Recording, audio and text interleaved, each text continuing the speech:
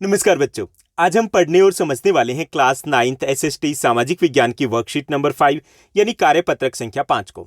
यह हमारी 17 जुलाई 2021 की वर्कशीट रहेगी। आज की हमारी वर्कशीट भी काफी इजी और इंटरेस्टिंग रहने वाली है, जिसमें हम ज्योग्राफी भूगोल का एक बेसिक लेकिन बेहद इंपॉर्टेंट टॉपिक डिस्कस करें, वो है हमारा देश भारत।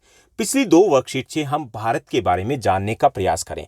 अब तक हम समझ चुके हैं भारत की भौगोलिक अवस्थिति क्या है, भारत का आकार कितना है, भारत के प्रमुख पड़ोसी देश कौन से हैं, भारत के राज्यों के बारे में, केंद्र शासित प्रदेशों के बारे में हम चर्चा कर चुके हैं। आज की इस वर्कशीट में हम बात करेंगे उच्चावच की, भौतिक लक्षणों की। ये उच्चावच क्या होता है? उच्चावच मतलब ऊंचाई नीचाइयां। भारत एक विशाल देश है और इतने बड़े विशाल देश में एक जैसा धरातल मिलना तो असंभव है। भारत में कई प्रकार का धरातल यानी कि भूभाग पाए जाते हैं। जैसे उत्तर की तरफ जाएं तो हिमालय प्रदेश है, पर्वतीय भाग आ गए ना। उसके दक्षिण में मैदानी भाग आ जाता है, पंजाब, हरियाणा, यूपी, बिहार, ये सारे मैदानी भाग में आते हैं। दिल्ली भी मैदानी भाग में, समतल आ गए ना। उसके बाद पश्चिम में राजस्थान में जाएं तो वहां पे थार का मरुस्थल है। दक्षिण में जाएं तो ट्राइंगुलर शेप में, त्रिभुज के आकार में पठारी प्रदेश है, तटीय मैदान, द्वीप समूह। तो ये भारत के विभिन्न भौतिक विभाजन होता है इसको। ओके, यानी कि भारत को भौतिक तौर पर हम 6 भूभागों में बांट सकते हैं। क्लियर? तो इन सब के बारे में हम आज की इस वर्कशीट में बात करने वाले हैं। चलिए शुरुआत करते हैं हम आज की इस वर्कशीट की। भारत एक बहुत बड़े भौगोलिक विस्तार वाला देश है। आप सभी जान चुके होंगे, पढ़ चुके हैं हम कि भारत का कुल क्षेत्रफल है वो 32.8 लाख वर्ग किलोमीटर है। और इसके आधार पर हम विश्व में, यानी कि क्षेत्रफल के आधार पर हम विश्व में 7वें स्थान पर आते हैं। यानी कि 6 देश हैं जो भारत से बड़े हैं। कौन कौन से देश हैं? रूस, रशिया, उसके बाद China, Canada, Brazil, USA, Australia. ये वो 6 देश हैं जो भारत से बड़े हैं। रूस भारत से 5.5 गुना बड़ा है, जबकि चीन, कनाडा की बात करें, ब्राजील या यूएसए की बात करें, ये भारत से 3 गुना बड़े हैं, जबकि ऑस्ट्रेलिया भारत से लगभग 2.5 गुना बड़ा है। ओके, लेकिन फिर भी हम विश्व के 7वें सबसे बड़े देश हैं। तो भारत एक विशाल भौगोलिक विस्तार वाला देश है और इसमें अलग अलग प्रकार का धरातल पाया जाता है। सबसे पहले हम उत्तर की बात करें तो उत्तर में हिमालय। यहाँ पे मैं मैप में आपको दिखा दूं ताकि समझ में आ जाए कि कहाँ पर हिमालय है। ये देखिए उत्तर की तरफ ये जो भूभाग है ये हिमालय, और जो हिमालय है वो चाप के आकार में, मैथ्स में चाप होती है ना, आर्क शेप बोलते हैं, इस शेप में है। और ये एक नहीं है बल्कि 3 श्रृंखलाएं। ये देखिए, एक हो गया, दूसरा हो गया, उसके दक्षिण में तीसरा हो गया, तो यहाँ पे 3 श्रृंखलाएं। तो चलिए सबसे पहले हम हिमालय की बात करते हैं। हिमालय कहाँ है? हिमालय हमारे देश के उत्तर में है, ठीक है।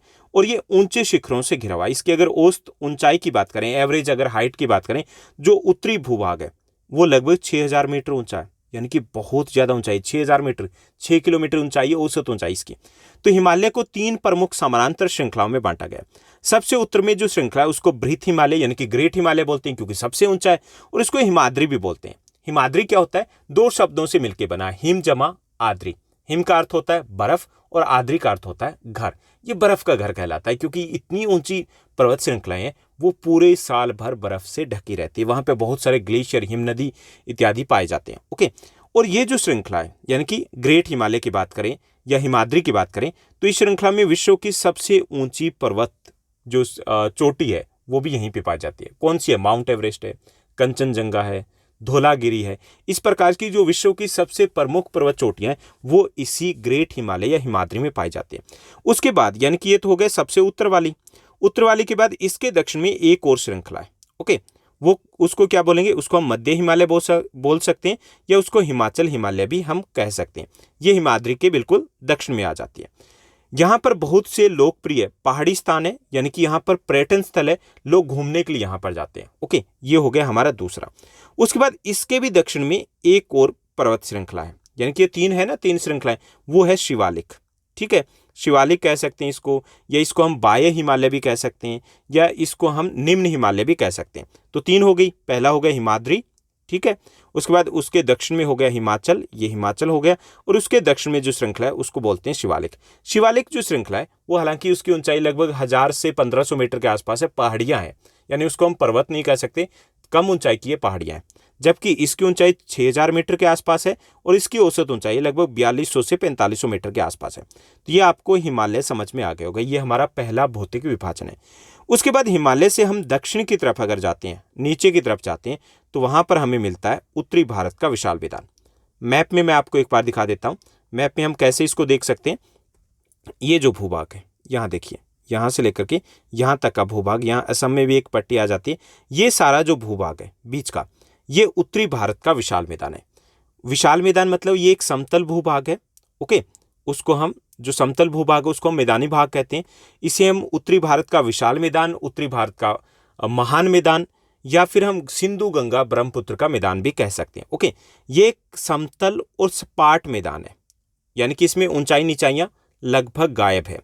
और ये मैदान बेहद उपजाऊ है, बेहद उपजाऊ है।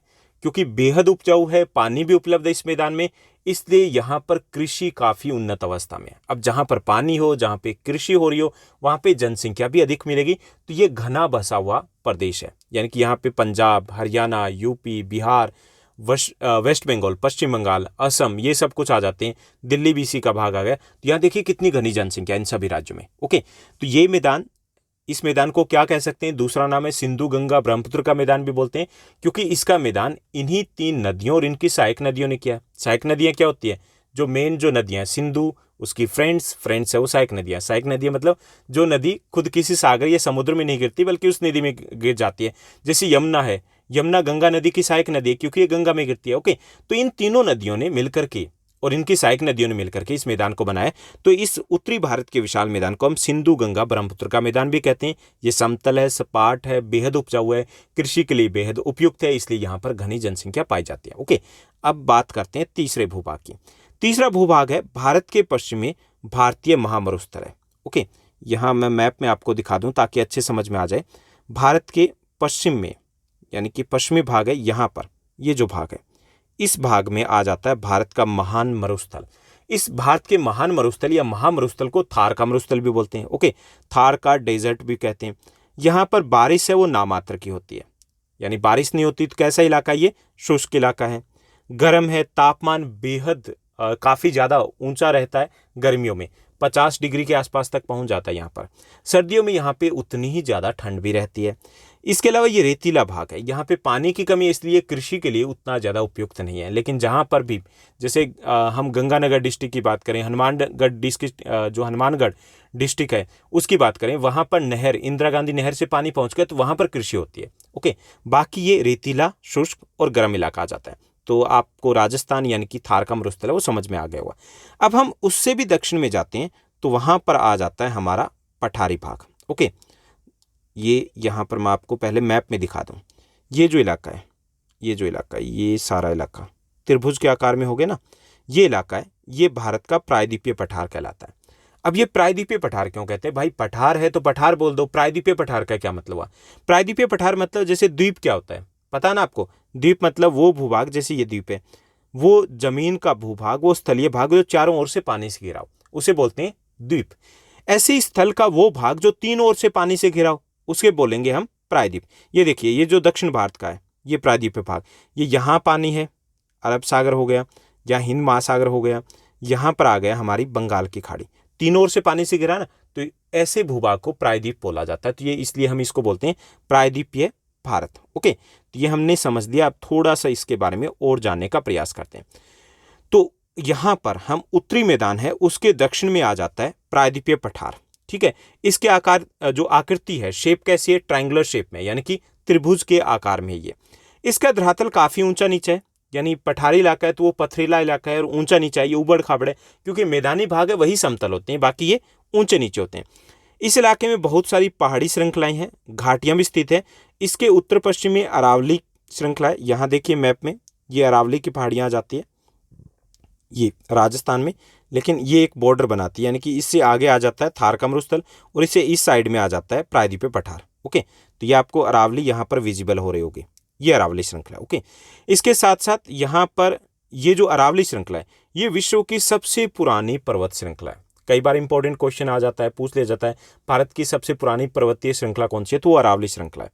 उसके बाद यहाँ पर मध्य की बात करें तो मध्य में ये सतपुड़ा और विंध्याचल आ जाता है, यहाँ पर आपको दिख रहा होगा सतपुड़ा और विंध्याचल पर्वत आ जाता है।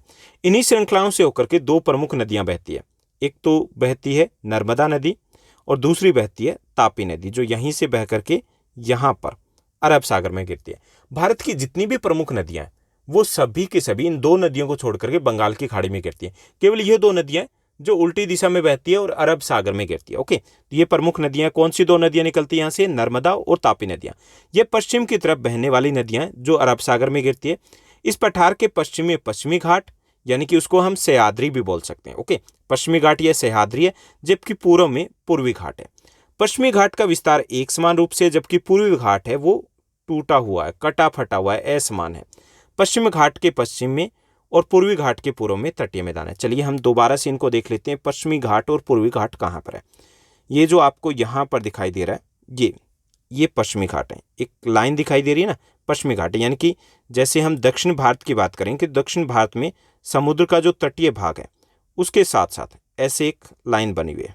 ओके, पर्वत श्रृंखलाएं लगातार, उसको बोलते हैं पश्चिमी घाट। इसको हम सह्याद्री भी बोलते हैं। ये लंबा है, निरंतर है, इसको पार करना मुश्किल है। केवल 3 घाट है, थाल घाट, पाल घाट, भोर घाट, वहीं से हम इसको पार कर सकते हैं। ये यहाँ पर जो पूर्वी घाट है ये कटा फटा है, कहीं पे है, कहीं पे नहीं है, कहीं पे है। तो ये पूर्व की तरफ है, तो ये पूर्वी घाट आ जाता है। इसके अलावा पश्चिमी घाट और पूर्वी घाट के, पश्चिमी घाट के पश्चिम में और पूर्वी घाट के पूर्व में ये तटीय मैदान आ जाते हैं। ये पूर्वी तटीय मैदान है, दिख रहा है ना यहाँ पर, ये जैसे मैदानी भाग है वैसा ही है। यहाँ पर पश्चिमी तटीय मैदान जो थोड़ी सी जगह दिख रही है। ओके, यहाँ पे पश्चिमी तटीय मैदान है। तो ये हो जाता है भारत का 5वां भौतिक विभाजन। 5वां कौन सा हो गया, जो तटीय मैदान है। जो तटीय मैदान है वो वैसे ही उपजाऊ है जैसे कि उत्तरी भारत के विशाल मैदान है। ओके, यहाँ तक समझ में आ गया, क्लियर। चलिए अब हम बात करते हैं भारत के द्वीप समूह की। यहाँ पर भारत की जो मुख्य भूभाग है उसके अलावा 2 द्वीप समूह भी है। 2 द्वीप समूह कौन से हैं, लक्षद्वीप समूह है, ये अरब सागर में है। ओके, और केरल के तट से कुछ ही दूर पर स्थित है और ये एक प्रवाल द्वीप है। ओके, और अंडमान और निकोबार द्वीप समूह है, ये भारत के दक्षिण में बंगाल की खाड़ी में स्थित है। चलिए हम देखते हैं दोनों द्वीप समूह को। यहाँ देखिए लक्षद्वीप समूह, ये केरल के तट से कुछ दूरी पर ये लक्षद्वीप समूह है। कवरत्ती यहाँ की राजधानी है। और यहाँ पर यह आ जाता है अंडमान एंड निकोबार द्वीप समूह, पोर्ट ब्लेयर यहाँ की राजधानी है। जो लक्षद्वीप समूह है इसको प्रवाल द्वीप कहा जाता है। क्यों कहा जाता है प्रवाल द्वीप, क्योंकि ये प्रवालों से बना है। अब ये प्रवाल क्या होते हैं, प्रवाल समुद्री सूक्ष्म जीव होते हैं, उनके कंकालों से बना है। आपने देखे नहीं होंगे, लेकिन जो बच्चे गांव में रहते हैं या गांव में गए होंगे तो जहाँ पर बारिश होती है या फिर जहाँ पे वो पक्की नालियाँ बनी होती हैं तो उसमें कुछ छोटे छोटे ऐसे पत्थर, शंख के आकार के पत्थर मिलते हैं। वो एक तरीके से जो समुद्री जीव होते हैं उनकी डेड बॉडीज होती है, कंकाल होते हैं। तो इसी टाइप के कुछ प्योलिप्स होते हैं, उनसे ये बने हुए हैं, तो इसलिए इनको हम प्रवाल द्वीप कहते हैं। ओके, तो ये थी हमारी आज की बेहद आसान वर्कशीट, जिसमें हमने भारत के प्रमुख भौतिक भूभागों के बारे में थोड़ा थोड़ा समझने की कोशिश की। चलिए अब हम बात करते हैं प्रश्नोत्तर की। आज की इस वर्कशीट में बेहद आसान से कुछ प्रश्न दिए गए। पहला जो हमारा क्वेश्चन दिया गया, हिमालय के सबसे उत्तरी श्रृंखला का नाम बताना है। यानी कि हिमालय में कितनी श्रृंखलाएं, 3 है, 3 है ना, एक दूसरे के समानांतर। हमें इसका नाम बताना है, तो इसका नाम है बृहत हिमालय या फिर हिमाद्री। इंग्लिश में कहें तो इसको हम ग्रेट हिमालय कह सकते हैं। उसके बाद दूसरा जो हमारा प्रश्न दिया गया, जो प्रायद्वीपीय पठार है उसकी आकृति कैसी है, ये हमें बताना है। तो प्रायद्वीपीय पठार दक्षिण भारत में है। थोड़ा सा मैं आपको बना करके बता देता हूँ। जो ये आ जाता है हमारा दक्षिण भारत। ओके, और यहाँ पर प्रायद्वीपीय पठार है। ये जो प्रायद्वीपीय पठार है किस शेप में, त्रिभुज के आकार में, तो इसकी आकृति कैसी हुई, त्रिभुजाकार हुई। ओके, ये क्लियर हो गया होगा। अब हम बात करते हैं तीसरे प्रश्न की। जो हमारा तीसरा प्रश्न दिया गया कि विंध्य और सतपुड़ा श्रृंखला में पश्चिम की तरफ बहने वाली 2 नदियों के नाम बताने। ओके, तो यहाँ पर हम भारत के मैप को मैं थोड़ा सा बना देता हूँ। यहाँ पे विंध्याचल पर्वत, यहाँ पे सतपुड़ा पर्वत, और यहाँ से 2 नदियाँ निकलती है। ये जो 2 नदियाँ निकलती हैं उनके नाम है नर्मदा और तापी नदी। क्लियर।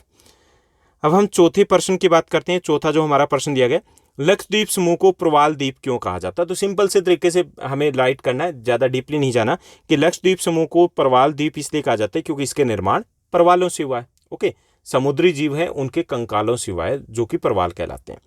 उसके बाद हम नेक्स्ट 5वें प्रश्न की बात करेंगे। 5वां जो प्रश्न है कि पश्चिमी घाट को और किस नाम से जाना जाता है।